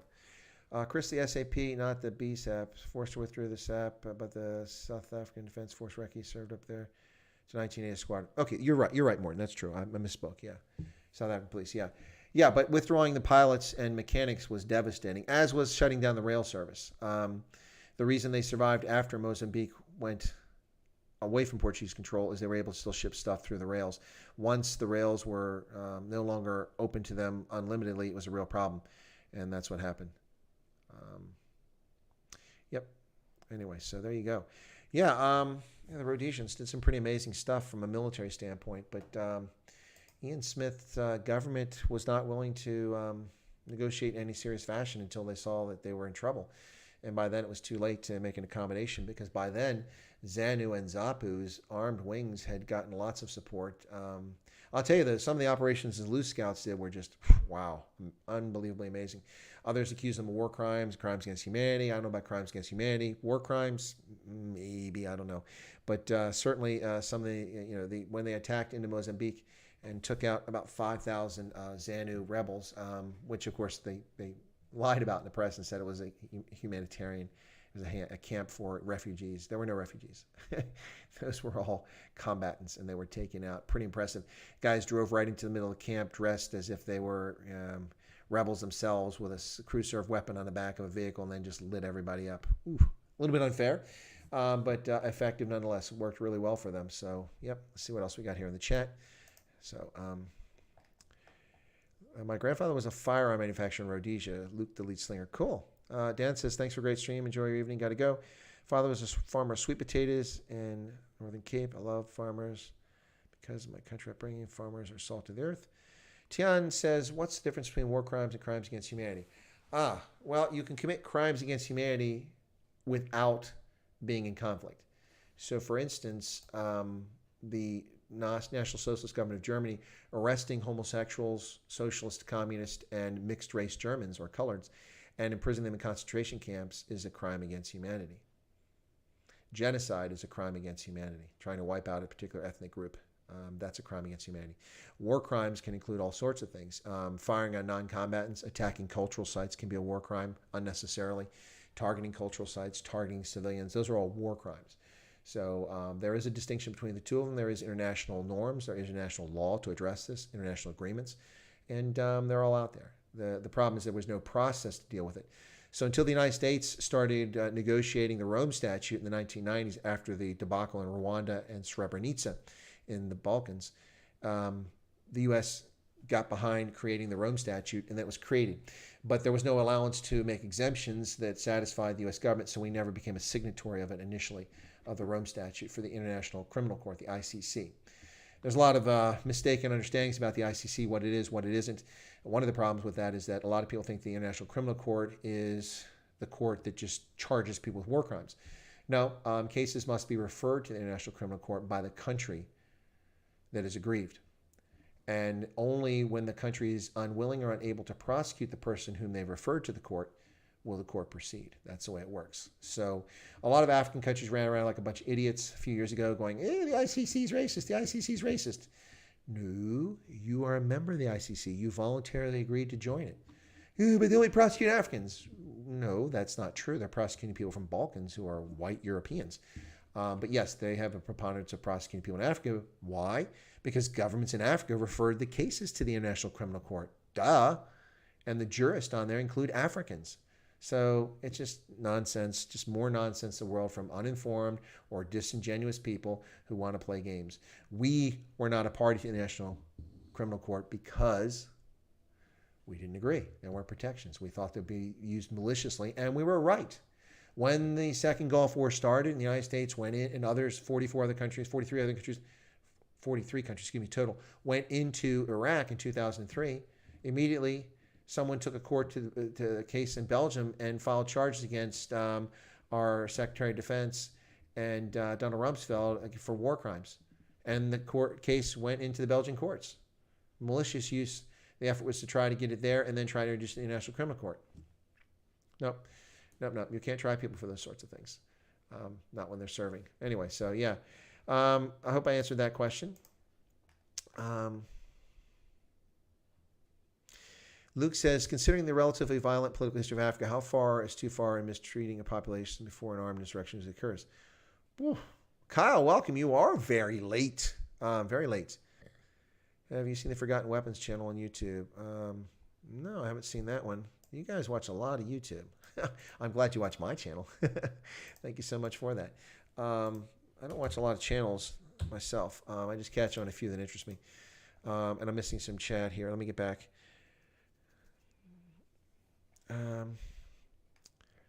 Yeah, that's a hard one, Luke.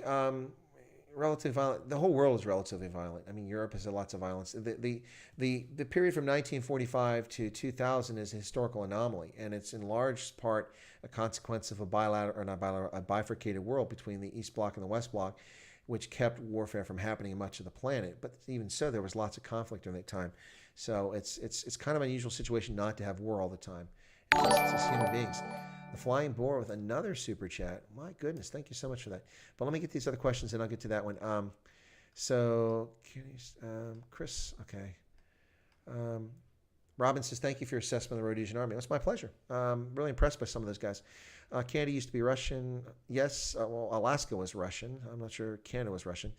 Trains ran through Botswana, no issue. Well, running through Botswana slowed them down, and it was an issue. You didn't get things as quickly, and you couldn't get as much.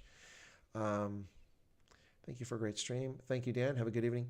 What's different? Okay, to that one. Oh, Harley says, could you elaborate on why Ian Smith was too late to compromise, not an expert on Rhodesia? I don't pretend to know the heart and the spirit of Ian Smith, but I strongly suspect that he, like many Rhodesians, not all, but many, had no interest in sharing governance with black Africans for whatever reason, whether he was a racist or he just didn't think they were capable of it, or he felt that it wasn't appropriate because it was their government, their being the Rhodesians' government. I don't know. But he didn't move. I think it's more complicated than that. His autobiography is interesting. But I just really don't think that the Rhodesian Front, I don't think politically he could have gotten away with it because a lot of his supporters would have abandoned him.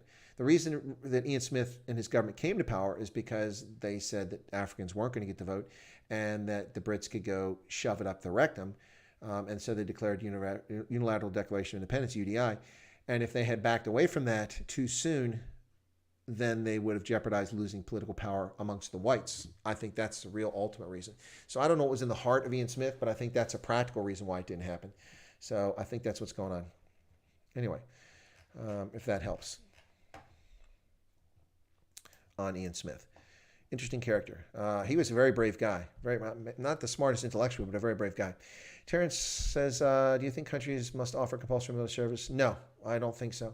I don't think compulsory military service is a good idea, or national service. I don't agree with that. But I think that public education ought to include inculcation of civics, political science, legitimate stuff, not nonsense. Let me see. Okay. Kyle says, I love how at the end of every stream, your likes are more than the viewers when you end. Always great content. Well, thanks, Kyle. I appreciate that. How are we doing, by the way? I haven't looked at the stream in a little bit. How are we doing on likes? We've got 64. Okay. 65. Thanks for that. Cool. Let's see. Chris, the most successful counterinsurgency unit was the South African police, known as Coatfoot, number 1. I don't know if I agree with that, Morton. I know what Coatfoot did, Crowbar in Namibia. I would still argue that the Zulu Scouts were the single most successful counterinsurgency group. We could agree to disagree on that one. Flying Board says, what do you think of the Iraq War 2000, the whole WMD debacle, which there weren't? Well, I disagree with you, Flying Board. We've had this conversation on the channel before, and I'll share that with you. Now, understand that this is not entirely objective position because I was in uniform in the U.S. Army and part of what was going on. I wasn't in Iraq for 2003, but I was there previously and have dealt with the country before. Okay, so weapons of mass destruction do not include strictly nuclear weapons, ladies and gentlemen, and that is part of the problem. I blame the Bush administration, which allowed part of the narrative to get away from itself and didn't refocus the narrative. And they did so willfully. They did so because they thought it was what they needed to convince people to get the UN resolutions and to build a coalition of 43 countries. I think it was wrong to do that, but here's the bottom line. So that was but one reason why we went into Iraq, okay? And allowing it to become the overwhelming reason set them up for failure. Now, they were so convinced, and why were they so convinced? Because the French, the Russian, the Australian, the Canadian, the French intelligence services all shared information, plus our own intelligence service, which gave them impression that he was trying to get weapons of mass destruction. But ladies and gentlemen, weapons of mass destruction are not simply nuclear bombs. That's one form. Chemical weapons are considered a weapon of mass destruction. Intercontinental ballistic missiles with conventional munitions are considered weapons of mass destruction. Lots of other things take place. And these days, I would argue you could use cyber for weapon of mass destruction, but I would be in a minority there, but I would stick by my position because of the carnage you can cause by it. Anyway, when the United States and the coalition allies crossed the border from Kuwait into Iraq in 2003, the Iraqis launched... Lisa Park has just subscribed. Thank you for becoming a subscriber, Chris White, Africa. So much, Lisa. Glad to have you on board. When they went across, the Iraqis launched Scud missiles into Kuwait. It was 19 or 30, whatever it was. They launched them. Well, there's your weapons of mass destruction, ladies and gentlemen. No, they're not centrifuges. No, they're not pipes. No, they're not chemical weapons. But Iraq used chemical weapons after the first Gulf War to kill Arabs, to kill the Marsh Arabs. They fired Scud missiles into Kuwait. Now, the Scud missiles were banned because they're delivery means for weapons of mass destruction, and they're considered weapons of mass destruction. They were not permitted. Iraq denied having them, yet they had developed these and built these missiles in the interregnum. And there you go. But my view on the 2003 Iraq War. Let me answer that question, Flying Boar. So history will judge. I'm not a fan of George Bush, but I was working in the National Security Agency when this happened. History will judge George Bush very differently 25 years down the road. They will. And what they will judge him on is not what the media has lied about or what the Republicans have screwed up the message on or what people have been disingenuous about, like people like John Kerry and many others. What they will judge him on the fact is that they made a decision in 2003 that they could not tolerate the obstinate behavior of rogue states like Iraq and Saddam Hussein. And that there was a need to make an example somewhere and to draw a line in the sand, so to speak, the line of sand that Barack Obama ignored, to draw a line in the sand to stop certain behavior. Now, part of the issue here was that Saddam Hussein supported terrorists. And people are like, no, he didn't. Yes, he did. Abu Nidal was living in Baghdad and supported and funded by Saddam Hussein. He was the terrorist responsible for the single most number of Americans killed by terrorism in history until his death. Or until 9/11, excuse me. Until 9/11, not until his death. Until 9/11, he was the one most responsible for the bombings that took place in the Middle East over the years. Abu Nidal, sponsored by Iraq, living in Baghdad. There's proof of support for terrorism. In addition to that, the government of Saddam Hussein gave $50,000 to the family of every person who martyred themselves from Palestine by blowing up buses in Israel and killing people. they got a $50,000 cash U.S. reward for killing Israelis. That's support of terrorism. And this is what we were fighting. And so you couldn't sponsor it. So history will judge them for making a decision. Was it the right decision? I'm not going to say it was. I have severe reservations about it now. I had a few reservations about it then. But what I'm saying is that the full story, people don't care to hear the story. They care to focus on the shiny little toys that people flash, like weapons of mass destruction and other things. And did it warrant sending 175,000 U.S. troops to invade Iraq and destabilizing the country and overturning it? History will have to judge that.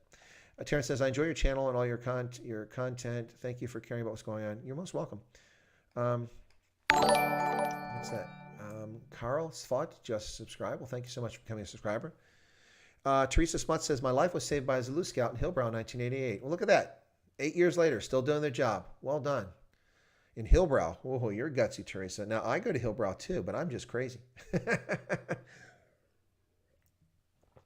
Iraq got chemical weapons from the U.S. to use against Iranians in 8-year war. Untrue. They got chemical weapons from Germany and France. Senior sold them to them. No, he did not. Not true, ladies and gentlemen. Where's your evidence? Magnus Milan, I'm lucky to still be alive. Yeah, no doubt. I'm glad you're still here. Taking no nonsense. Chris, wish you had... Oh, Martin says, I wish you had a university professor. I could listen to you for hours. Well, thank you. I think most of my students at the War College enjoyed me having as a professor. Some disagreed, but some people just, look, if someone has a differing opinion, we can talk about it. We can debate it. And I do that with my class. But some people are fixed in their worldview. I've been proven incorrect on occasion or two, and I'm happy to admit that. Rocket chemical weapons for U.S. Against in the 8-year war. That's the Flying Boars mentioned that twice now. Colin Powell had baby powder, something in that container that says it's the low of his career. Yeah, well, Colin Powell is also the guy who went before the United Nations and in front of the world played videotapes with translations, supposedly, moving this and moving that and all these other things. I don't know what to tell you about that. That's what Colin Powell did.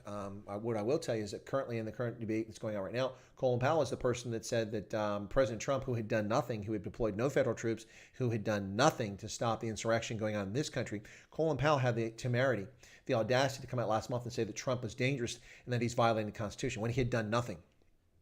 By contrast, Colin Powell, as the chairman of the Joint Chiefs of Staff, took federal active troops, sent them to Los Angeles to augment the LA Police Department and the LA County Sheriffs to stop the riots in the wake of Rodney King. Active duty military. People always run around saying the military can't be used, posse comitatus, posse comitatus, posse comitatus.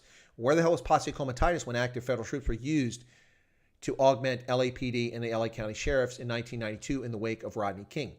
Or the federalization of the California National Guard to fall under those troops' command. Colin Powell seems to have memory lapses. He was the chairman who signed the orders that went out to the service chiefs to send those troops there and organize that task force. Yeah. Anyway, I had a lot of respect for the man, but it's diminished as the years have gone by. I guess you learn more about people, it changed your view on them. What's your opinion on Israel annexing the rest of the West Bank? Well, it's not annexation tunes. It's returning the West Bank to its proper owners. The West Bank was part of Israel. The Jordanians stole it when they attacked Israel. That's right. The West Bank is an integral part of Israel, not part of Jordan. Donna, Tango 63, my husband flew Army helicopters in Iraq, then Afghanistan. As his wife, I thank God he's alive and well for it. Yes, no doubt, Donna. I'm with you on that one. Yeah. I fortunately have... not lost many colleagues and friends as a result of combat, and I'm glad that the numbers were small. I saw a news article that Israel is getting ready for full-blown war against Iran. They're always ready for full-blown war against Iran. Yeah. Do I think the Iraq war would have happened without 9/11? No, I do not, Harley. It never would have happened. And why do I say that? Because the neoconservatives are the ones who got a foothold in that administration. That's one of George Bush's biggest failures. Mr. Compassionate Conservative allowed neoconservatives to get a foothold and try to propagate their vision of the world, which was flawed. Thinking that you could convince Iraqis or Arabs to have a genuine democracy and representative government in a region that's never had that form of governance with only a few tiny exceptions is just insane.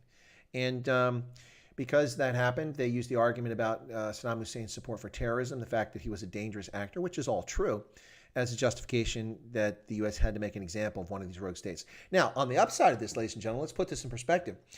until the U.S.-led invasion of Iraq in 2003, Muammar Gaddafi was one of the biggest thorns in the side of the developed world, with his support for terrorism, including the IRA and all kinds of terrorist groups, the Palestinian Liberation Organization, endless list of terrorists he supported with training camps in Libya, and also with funds and moral support and fake documents and transport, yada, yada, yada.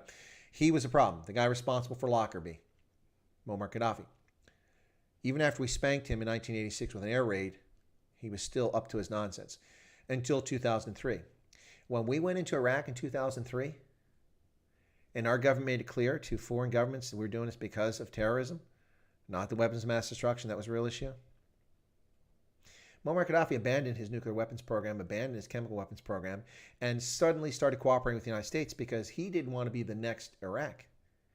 So from that standpoint, now things have unraveled in Libya because of Barack Obama's dorked up handling of the Arab Spring and his foolish encouragement of that, and the foolish support for an invasion of Libya that was supported by Barack Obama undermined so many things. But he was in a difficult spot, so I have to make allowances, I suppose. But Muammar Gaddafi stopped being a threat and became the biggest ally in the war on terrorism and helped roll up lots of terrorist cells around the planet as a consequence of the U.S. invasion of Iraq. Now, was that worth trillions of dollars? Probably not worth that much money.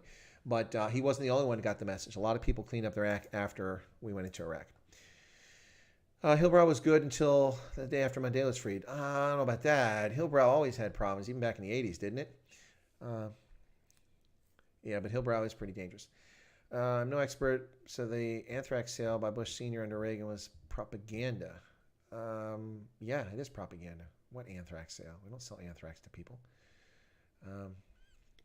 Robert McBride. Okay. Why were there SA mercenaries protecting Gaddafi before his death?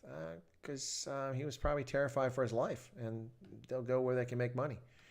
The entire South Africa went south since his release. Yes, a complete Charlie Fox tried taking out Gaddafi. It was. Now, to be fair, Toon's still looking for those WMDs. Well, I don't even look for WMDs. I found them. They're called Scud missiles. Boom, case closed. Anyway, but Iraq War for me wasn't about WMDs. I never fell for that. My issue was that I'm not justifying the invasion, but what I'm saying is that Saddam Hussein was a malicious actor, and he intentionally kept poking the bear and misleading the world into thinking he was a bigger threat than he was. And he and the Iraqi people got what he got for them. And that's unfortunate, but that's the reality of it. If Saddam Hussein had been mildly cooperative with the international authorities from the United Nations, the International Atomic Energy Agency, and others, then it would have been impossible for them to justify this thing. But anyway, yeah, so that's where you have the neocons. All right, folks, it's about an hour and 45 minutes to this on a Sunday. I'm going to call it quits here in a second. Thank you so much for everything, guys. I heard that was a cover-up for him to admit the Lockerbie to be admitted in Western politics. No, it wasn't a cover-up. It wasn't a cover-up. I know agents who worked those cases. It wasn't a cover-up. The Libyans were behind Lockerbie, absolutely behind Lockerbie, no doubt about it. They were also behind LaBelle bombing in 1985 in Berlin, LaBelle Disco. Yeah, absolutely true. So let me just do a quick check and thank people for super chats and such and membership. We got a new member during the stream, so thanks so much for that. Let me get there and check it out. And we'll see where we're at before we close out the streams on a Sunday. So we're up to 5,615 subscribers. Well, thank you guys so much for that. Still growing the channel now. We're back on the right path. So far as memberships, we added a new member today, and that was Robin Hassan. Robin, thank you so much for joining today. Gareth, David joined earlier, and I missed that. Jacques joined yesterday. Thank you for joining, Jacques Smith. So Robin, Gareth, Jacques, and Elizabeth rejoined. I think she changed her method payment or something like that. And Deborah Olivier, or Oliva, or as I like to call her now, Deborah Labaskakny has joined. The Brew joined yesterday along with Anel Hose, Brett Sessoms. Thank you all so much for joining. That's 1, 2, 3, 4, 5, 6, 7, 8 people in the last 2 days. Thank you all for joining. And the super chats that have come in this stream, which I wasn't expecting. Well, thank you so much. We had the, I think we started out with the flying boar. Let me just double check that. Yeah, the flying boar was the first one. Thank you for that. Canadian, then Brett, and Brett with another one, then the flying boar with 3 more. Thank you so much for those super chats, guys. Really appreciate it. I'll put that money to good use if I eventually see it. What, did I just lose a subscriber? That happens sometimes. Let me double check on that. Yep, somebody just dropped off the channel. That's the thing about YouTube. People come and go all the time. Well, folks, thanks a lot. I really appreciate tuning in. God bless. Have a good night. Tomorrow, I'll have a stream on tomorrow, a Stray Voltage, and I'll try to produce some new content, new videos. Thank you so much for tuning in. Have a good evening. Thanks for joining me in the chat, and thank you so much for your contributions, both in your chat contributions and the super chats and membership. Really do appreciate all that. It is much appreciated. And I'm trying to close out the member goal, get rid of that. You guys have a safe evening tonight. God bless, and I'll see you tomorrow here on Chris Wide Africa. Take care, folks.